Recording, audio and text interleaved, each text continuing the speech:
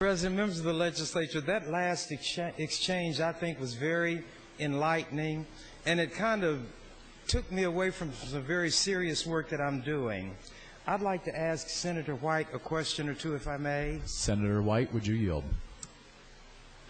With trembling fear, yes. Senator White, I'm the mildest mannered person you will find. I'm more mild-mannered than Clark Kent. And now, equally dangerous, Senator. Well, when you had mentioned that you no longer get phone calls and people who, when you were running and may have had a chance, were contacting you, yes, and they no longer do. Correct. Isn't it something that most people realize is likely to happen because everybody loves a winner or a potential winner? Absolutely. Okay. So it's not a surprise that they would cease being available as they had been prior to your unfortunate loss. So true, Senator, but that is human nature. Senator, do you agree with the general proposition that has been stated many times, the power to tax is the power to destroy? Absolutely, and now we are taxing organization for political purposes and the right to petition government. I think that's very dangerous. Your Honor, that answer was not responsive to the question, so that I moved that everything after his first few words be stricken. Senator White, even though the power to tax when carried to an extreme can operate in a destructive way, does that principle's mere statement suggest that a body with taxing authority should never exercise that power to tax? I think that we need to be very careful, Senator, and I would point you to history. The stamp tax was, in fact, a tax levied by the British Crown on newspapers. This is an area that traditionally and historically Americans have been very itchy about. I guess I share that problem. And was Lord North the Chancellor of the Exchequer at that time, if you recall? I never knew, so I cannot claim to recall. Senator White, where did you take your law degree? From the fine fathers at Creighton University School of Law, sir. Where did you take your undergraduate degree? From the Jesuit fathers at Regis University, Denver, Colorado. Did they teach history at Regis College? On some accounts, they failed. Some of their pupils were less apt than others. Senator, why you're a Creighton grad? Did you study history at that esteemed, renowned college? I am sworn, I'm sure, at least honor-bound to be truthful, I occupied a chair there. If you're unsure whether or not Lord North was the Chancellor of the Exchequer... Oh, I'm certain I do not know. Was George III the king at that time? King George was certainly the king. Okay. Your position, if I understand it, is that some taxes, whether in a small amount or a large amount, simply should not be levied because of the item or whatever it is that is being taxed. I agree. I mean, there are certain areas I do not believe should be taxed. Food to the poor should not be taxed. Medicine for the sick should not be taxed. Speech association for the free should not be taxed. And you feel that this is impinging on free speech? I feel it certainly is, yes. Is it possible that reasonable people may differ as to whether or not this that is being done by this bill is, in fact, an infringement of free speech? Oh, absolutely. Disagreements between reasonable people are the basis of every lawyer's fortune. 1 minute. Do you think that Senator Aguilar is as reasonable in seeking what this bill is seeking as you are in opposing it? No. So you feel that in this discussion, only one person is reasonable, and that person being yourself? I think that the risk of damaging or infringing free speech is not justified by the revenues procured thereof, so I do not think that's a reasonable position. Not that Senator Aguilar is unreasonable. I just think the position is unreasonable. One argues to the argument, not to the man, Senator. So then you are of the opinion that the amount of revenue generated has some bearing on whether or not a tax is reasonable, even if it impinges on free speech? No, actually, Senator, I would not ever tax any activity that is, not willingly, that is directed to free speech so intimately. Now we get to secondary activities. Can, for example, Senator. radio. Thank you. Members of the legislature, this is an issue which I think merits all of the discussion that we are of a mind to give it. Not only on this floor should we try to persuade our colleagues to vote with us, but we should be educating and informing the public. We're in a position to do that without seeming arrogant, because our job is to study these issues, inform ourselves, then hammer away at these ideas until we come up with something that's in the best interest of the public. Some kind of fee, I think, is not unreasonable. Others who may disagree with the approach being taken by this bill may not necessarily agree that every fee of any amount, even if it's a one-time fee, would be inappropriate. But discussing whether or not we are infringing freedom of speech, freedom of assembly, freedom of association is worthy. I'd like to continue my discussion with Senator White if he's willing to join me. Senator White, would you yield? I would. Senator White, some people say every person is entitled to his or her opinion. Do you agree with that? Certainly. Now, there are other people who take it a step further and will tell a person, an individual, my opinion is as good as yours. Manifestly not.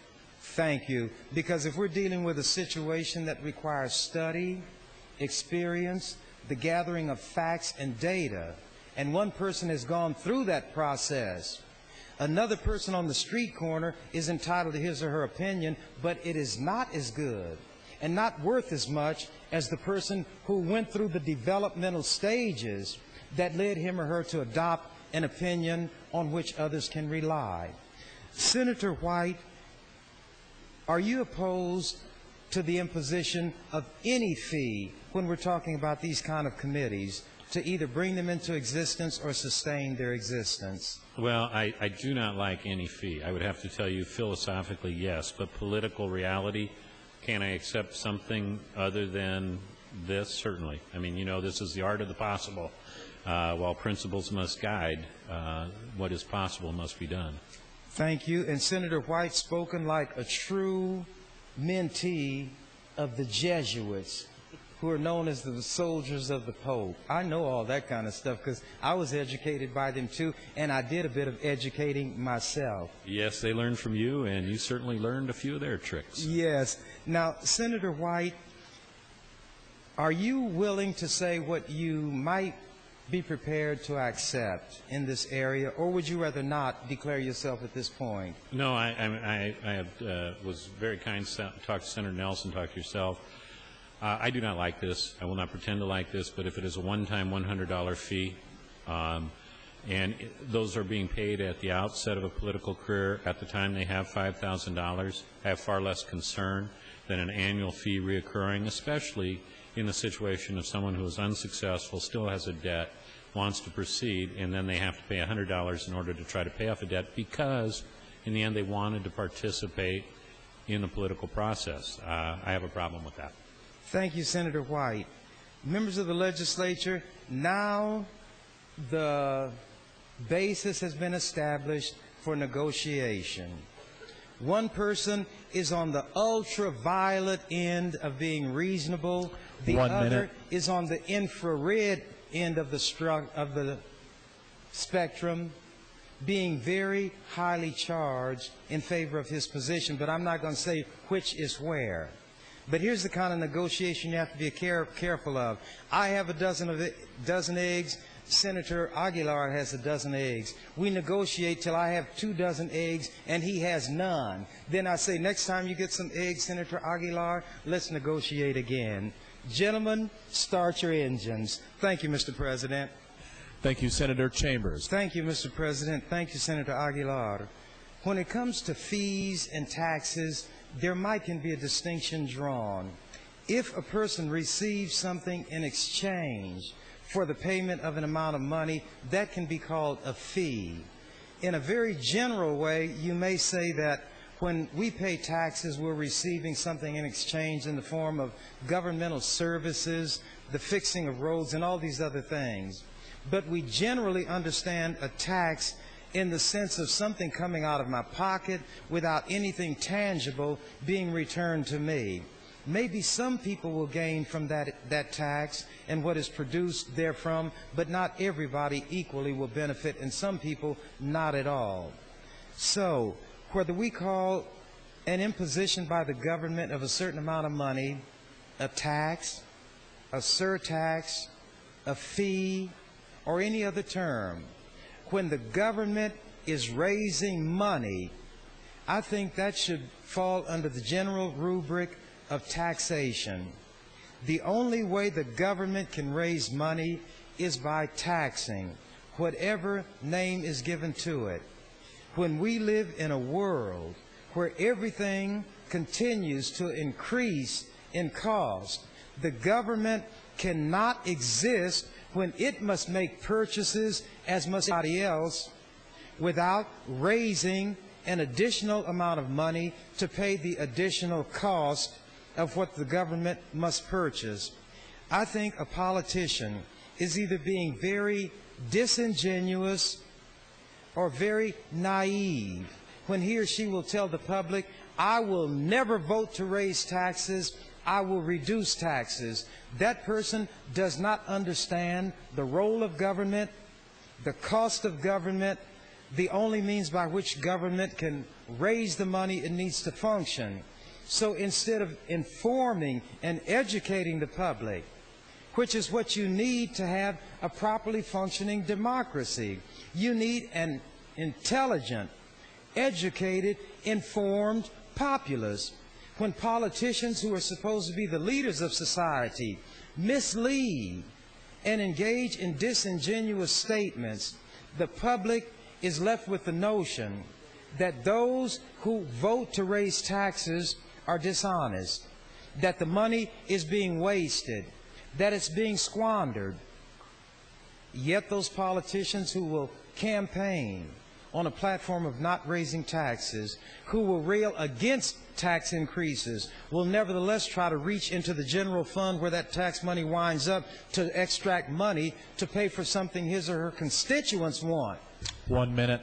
So what we need to do, those of us who are going to be responsible, is to take the bull by the horns, keep our nose to the grindstone, our shoulder to the wheel, our eyes on the prize, our feet on the straight and narrow, and if you're in that posture, then you're a contortionist, but I'm mixing metaphors to make a point. We are going to have to do what is necessary to keep this government functioning efficiently. And above all, and this is a slight off-the-path statement, we are going to have to respect the legislature as an institution and insist that others respect it. Thank you, Mr. President. Thank you, Senator Chambers. Senator. I agree and disagree with what Senator Shimmick said in characterizing what we're doing. Instead of calling it much ado about nothing, I would call it a tempest in a teapot. It is something that is worthy of discussion. But what is at stake here is not really an assault upon freedom of speech. We have to be realistic, practical, and forthright. We know that these political committees, which are going to be retained in existence, are able to pay this $100 fee as contemplated in Senator Aguilar's bill. I don't think he ought to be too quick and willing to capitulate. The principle has been acknowledged by Senator White that a fee of some kind is legitimate. We are arguing now about what is reasonable. When you look at the fact that we're dealing with a commission created by the legislature, but it's a cash operation, that means the general fund is not going to foot the bill.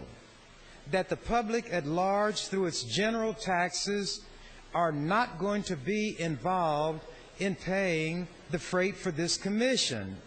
So if the legislature has determined that it's going to be fee-based, if you allow me to use that term, sufficient fees have to be raised.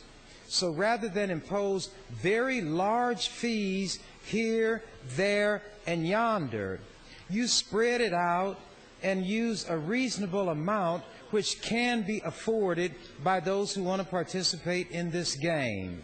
I do not think Senator Aguilar's bill is unreasonable. I think he ought to seek a vote on what it is that he's proposing. Nobody's free speech is going to be infringed upon. If a person has a committee and has lost a raise, it's unlikely that person is going to keep that committee in operation other than for the reason that Senator White mentioned, to hustle some money. Well, let that person go out and do some recycling work. Collect these tin cans, these aluminum cans, and do some good for themselves and the public at large. But I doubt that $100 a year is going to bust anybody. I'm the poorest politician, some people used to say, since Abraham Lincoln. But that man had money. He owned real estate. He had more than one house. He had a successful law practice. Abraham Lincoln was not poor. But I genuinely am. And I'm not saying that to seek assistance from anybody. I choose to spend my time doing what I do. It's just that I don't realize any revenue from it. But I do what I do by choice. This $100 fee is not unreasonable. I think the discussion that we had from Senator White would be worth an admission fee of $100. It was very valuable. But he happens to be in error by suggesting that this bill is unreasonable. What we're talking about here is reasonableness. He has conceded that a fee is not in and of itself unreasonable. Those of us who've been around a while understand that it costs money to keep that commission operating. This, that Senator Aguilar, is not unreasonable. 1 minute. Senator White has exercised his prerogative to hold and express an erroneous opinion. Now, he is entitled to his opinion, but his opinion is not worth as much as Senator Aguilar's and mine. Why, I have 37 going on 38 years of experience in the belly of the beast, in this furnace, where what we do not only is not understood, but it's not appreciated. Not only not appreciated, it is contemned. It is hated. C-O-N-T-E-M-N-E-D.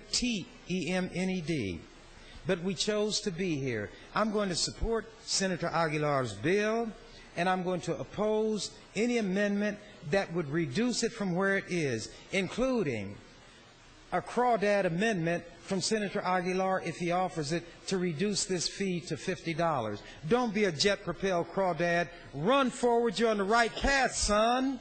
Keep going. Straight ahead. Senator Chambers. Full bore. Thank you, Mr. President. Thank you. Mr. President, I'm not going to go through everything I've said earlier, but I will touch on something that was going on in a discussion between Senator White and I think Senator Avery. Something about when would a point be reached when a tax, if this is a tax on free speech, would cross a line and become inappropriate. I don't know that a line like that can be drawn. I will go to a comment that one of those old U.S. Supreme Court justices made when they were discussing pornography. He said, I can't define it, but I know it when I see it. So these lines that people want to tell us to draw often cannot be drawn. But when that line is crossed, then there's a sensing and an understanding and a realization that whatever it is that is moving has moved too far. This little fee doesn't even approach that level of concern, in my opinion. Now, Senator White would be aware of the fact that there are two types of bonds that an entity can issue: revenue bonds or general obligation bonds. Revenue bonds are going to be retired from the revenue generated by the facility for which the bonds were issued. If you issue revenue bonds for a parking garage, as an example, the parking fees are designed to pay off the bonds and whatever interest anybody is entitled to who invested in those bonds. When they are general obligation bonds, those will be retired from the general fund, which is consisting of general tax dollars. So the general obligation bonds are what you might call guaranteed bonds. As long as that entity which issued the bonds is able to raise money, and it'll be a governmental entity, those bonds are going to be retired and the investors are going to get their money. In a sense, the commission is like a revenue bond operation. Fees basically are going to be counted on to pay for a considerable or significant part of its operation. This fee going year to year is not unreasonable. I would like to ask Senator Shimmick a question. Oh, she's not here. I was going to ask a question to somebody who might understand more about this commission than I do. But I'm wondering if there are waivers possible. If somebody could establish that he or she is unable to pay this amount, but wants to keep a committee in action or in existence, then grant a waiver. A person is either genuinely going to need that waiver and will seek it, or does not want the aggravation or the amount of time that it will take to obtain the waiver. So perhaps that is the way around this. But frankly, I don't think the matter is consequential enough to talk about a waiver. I think that Senator, whose amendment is this? Senator Nelson's amendment. Senator Nelson, so many of us had been discussing that I wasn't sure who had hatched this particular idea. 1 minute. I don't think it's totally unreasonable. I think it's only like ivory soap. 99 and 99/100% wrong. That tiny fraction is all that I can allow it to account for the good faith with which I think Senator Nelson is offering his amendment. This bill as it exists is not going to hurt anybody. If I thought it would, I'd be joining Senator White. In fact, I might have spoken before he did. I have just a few more comments, and I don't think I can finish them now, so I'll turn on my light. Then that'll be the last time I'll speak on Senator Nelson's amendment. Thank you, Senator Chambers. Senator White, followed by Senator Lathrop and Senator Chambers. Senator White. Thank you, Mr. President. You know, now that you have changed me from a civil rights attorney into a... Mr. President, members of the legislature, under the general authority of the commission, if this is deemed to be a filing requirement, and I'm going to say for the record that that's the way I view this, the commission, for good cause shown, can make adjustments in these types of fees. If good cause is shown, then perhaps the fee would not be charged. I don't know what they'd consider good cause. Perhaps the nature of the committee, the purpose for which it was organized, the amount of money raised during the campaign, the amount of the expenditures, but there is a way for adjustments to be made. And I am not in favor of a one-time $100 amount. $100 doesn't go far now. They said that's why nobody can throw a silver dollar across the Potomac now, as somebody else was alleged to have done, because a dollar simply doesn't go as far today as it did in those days. Well, you know that a paper dollar is not going to go anywhere. If you calculated what our salary would be, had we obtained simply an amount to equal inflation, we would be making considerably more than what we're making now in terms of dollars. although the purchasing power would remain the same as it had been when they first set the amount that we received. The idea of charging a senator a certain amount every time he or she rises to speak is inappropriate. It should not be done, and that's not what we're talking about. We're talking about maintaining in existence an organization or an entity which can be created pursuant to the statute. The statute is, the legislature created it. The legislature can regulate it. This $100 per year amount, I do not think is unreasonable. I don't believe any court would strike it down. And I'm just not as sympathetic to these people who have these political committees as my colleague, Senator White, seems to be. I want to have something of greater substance before I raise the specter of freedom of speech as guaranteed by the First Amendment to the U.S. Constitution being waved in front of us. There are campaigns that can be run for less than $5,000 a year. When I did campaign many, many years ago, I don't know if I ever raised $5,000 to run for the legislature. So campaigns can be run for less than that amount. Now I don't raise any money at all. But I wouldn't put my standards on anybody else.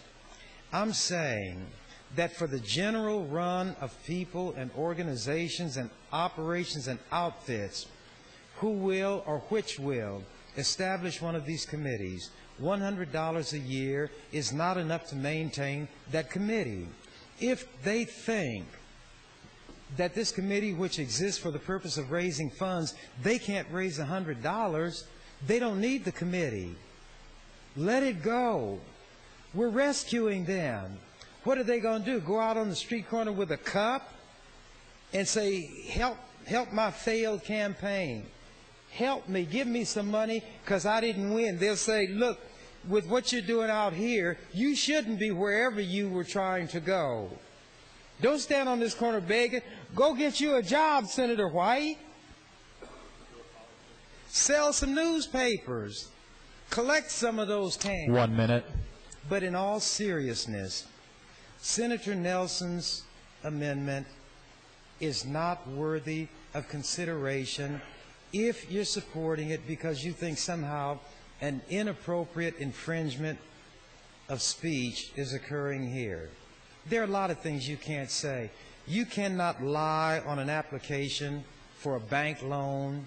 You cannot give false information to the IRS. You cannot even give false information to a cop. So if you had freedom of speech to say anything you wanted to say, anytime and under all circumstances, none of those things would be punished as crimes because they clearly are speech.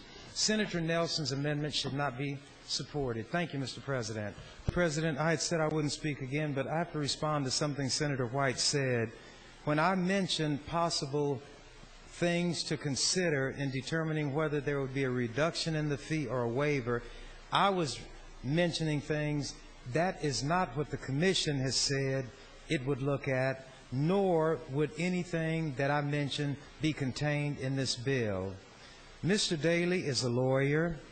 He is very experienced in the realm of activity covered by the Accountability and Disclosure Commission, and I'm certain that they would not give consideration to anything which would constitute a violation of anybody's freedom of speech.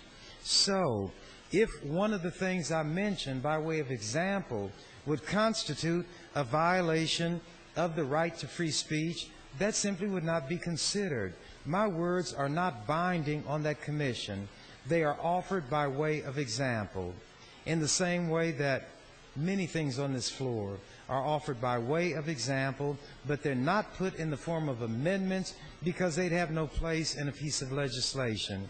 So that's all that I would have to say, except that Senator Nelson's amendment ought to be summarily defeated. But we don't do things in a summary fashion around here, especially when it is wintry. But I think when we take a vote, he ought to get fewer votes than necessary to have this amendment adopted. Thank you, Mr. President. Thank you. Senator Christensen. Senator Christensen voting yes.